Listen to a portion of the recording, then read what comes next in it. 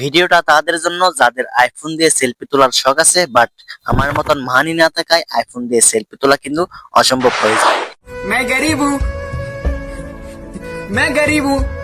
তাই আজকের এই ছোট্ট একটি ভিডিওতে আমি আপনাদেরকে দেখাবো অ্যান্ড্রয়েড ফোনে থাকা ফটোস অ্যাপসটি দিয়ে কিভাবে আপনি আইফোনের মতন ছবি এডিট করবেন। সেই প্রসেসটা আজকের এই ছোট্ট একটি ভিডিওতে আমি আপনাদেরকে দেখাবো, তাই ভিডিওটি ধৈর্য সহকারে দেখতে থাকুন। ভিডিও শুরু করার আগে বলে দিতে চাচ্ছি, আপনারা যদি রহিম অল বাংলা ইউটিউব চ্যানেলে নতুন হয়ে থাকেন তাহলে চ্যানেলটিকে অবশ্যই সাবস্ক্রাইব করে রাখতে পারেন, যাতে করে পরবর্তী ভিডিওর নোটিফিকেশন সবার প্রথমে পান। Alright, let's get started.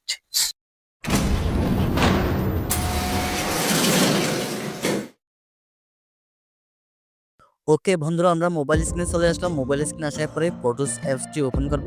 যদি আপনাদের কাছে না থাকে তাহলে অবশ্যই গুগল প্লে স্টোর থেকে ডাউনলোড করে নেবেন। ডাউনলোড করার পর এখান থেকে ফটোস অ্যাপসটিতে প্রবেশ করবেন। প্রবেশ করার পর এখান থেকে যে ফটোটি আপনি এডিট করতে চাচ্ছেন জাস্ট সেই ফটোটি সিলেক্ট করে নেবেন।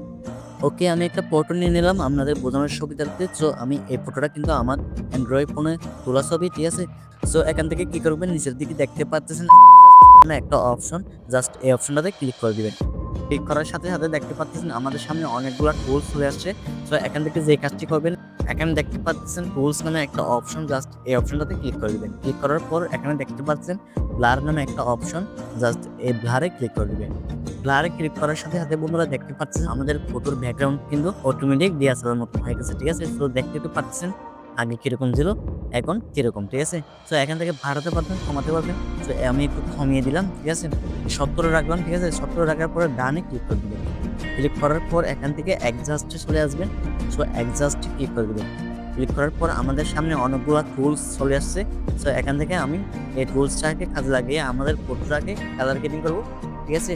সো প্রথমে দেখতে পাচ্ছেন ব্রাইটনেসটি ক্লিক করবো। ক্লিক করার পর এটাকে ফুল বাড়িয়ে দেবো। বাড়িয়ে দেওয়ার পর এটা দিয়ে কনট্রাস্টে ক্লিক করবো, এটাকে ফুল ম্যানেজ করে দেবো।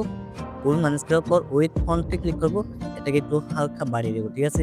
সো এখান থেকে হাইলাইটটাকে আমরা 20-এ রাখবো, ঠিক আছে। রাখার পরে শেডো অপশনটাকে আমরা একটু হালকা বাড়িয়ে দেবো। বাড়িয়ে দেওয়ার পর ব্ল্যাক ফন্ট এটাকে একটু হালকা কমিয়ে দেবো, ঠিক আছে। সো কমিয়ে দেওয়ার পর সেটুরেশনটা আমরা হালকা বাড়িয়ে দেবো,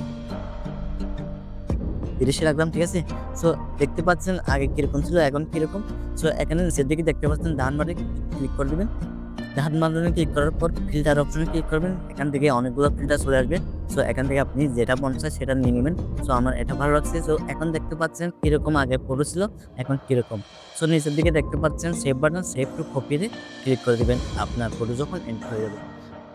আই হোপ ভিডিওটা আপনাদের অনেক ভালো লেগেছে। যদি ভিডিওটা ভালো লাগে থাকে তাহলে অবশ্যই ভিডিওতে একটি লাইক দিন। যদি কোনো মতামত জানাতে চান তাহলে অবশ্যই কমেন্ট করে জানাবেন। বন্ধুরা ভালো থাকবেন, সুস্থ থাকবেন। আল্লাহ হাফেজ। পরবর্তী দেখা হচ্ছে কোনো একটি নতুন ভিডিও নিয়ে।